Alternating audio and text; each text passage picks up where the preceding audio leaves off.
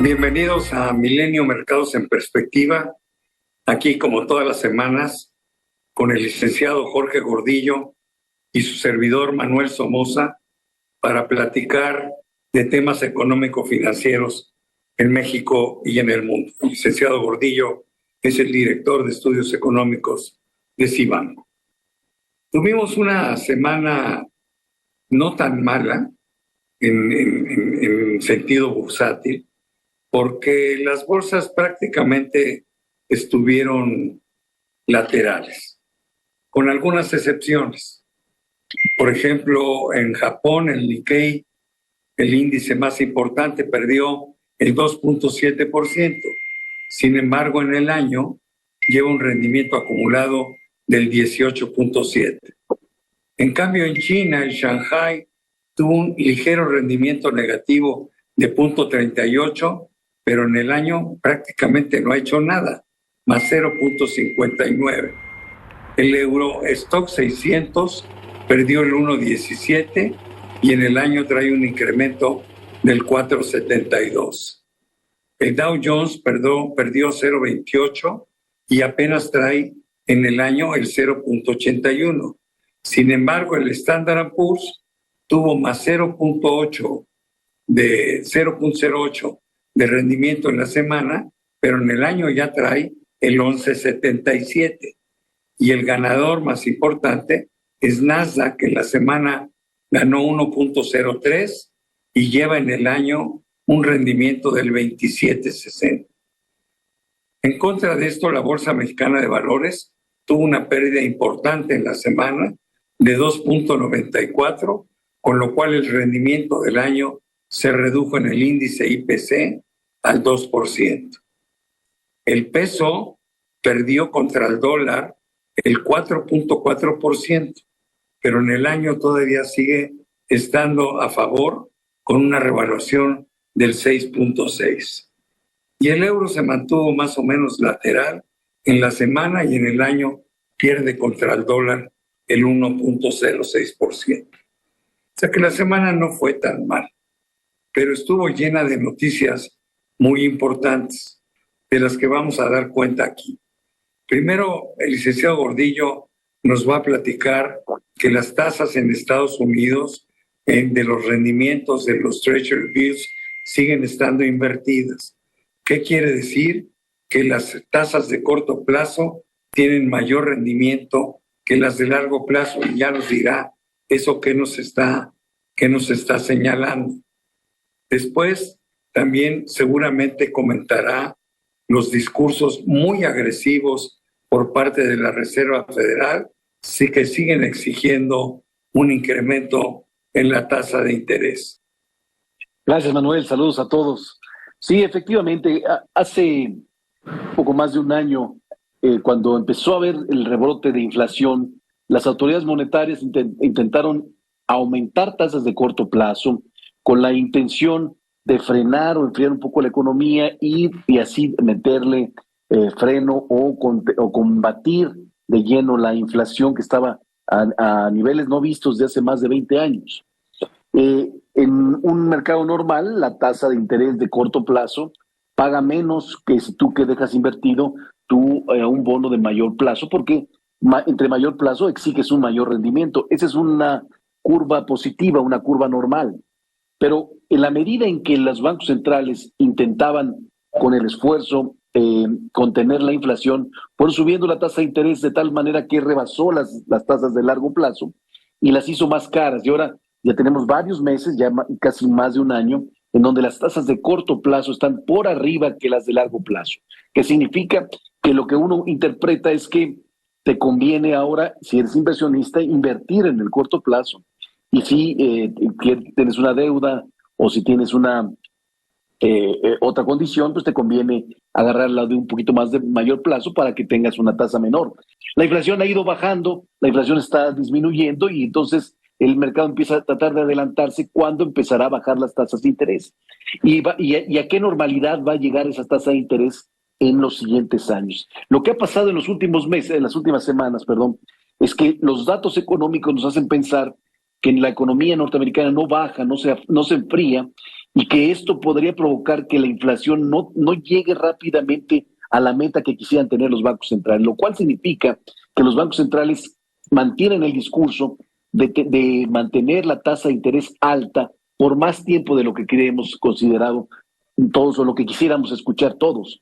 Entonces lo que está pasando es que la expectativa de las tasas de largo plazo o las tasas de largo plazo empezaron a subir en las últimas semanas. O sea, sí se está revirtiendo la curva, pero al revés.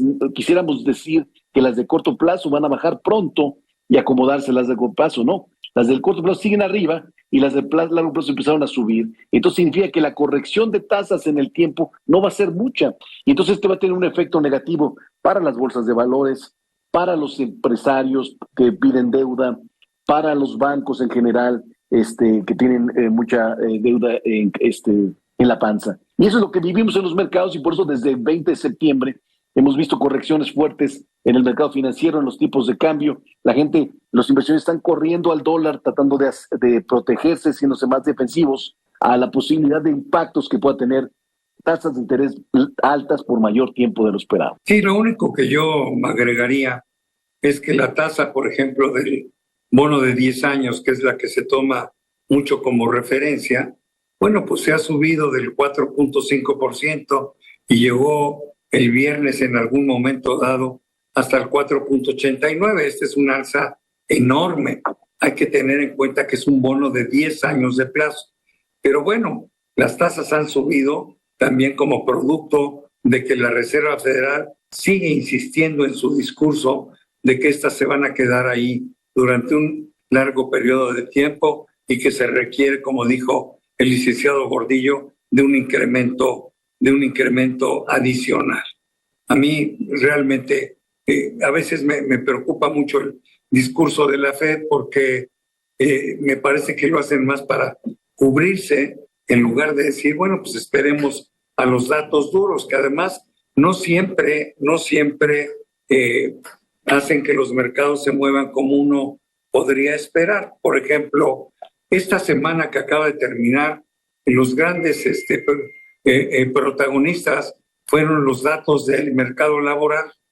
El lunes sale la encuesta Holtz que dice que el sector privado está demandando 9.6 millones de empleos cuando se esperaba un dato de 8.8.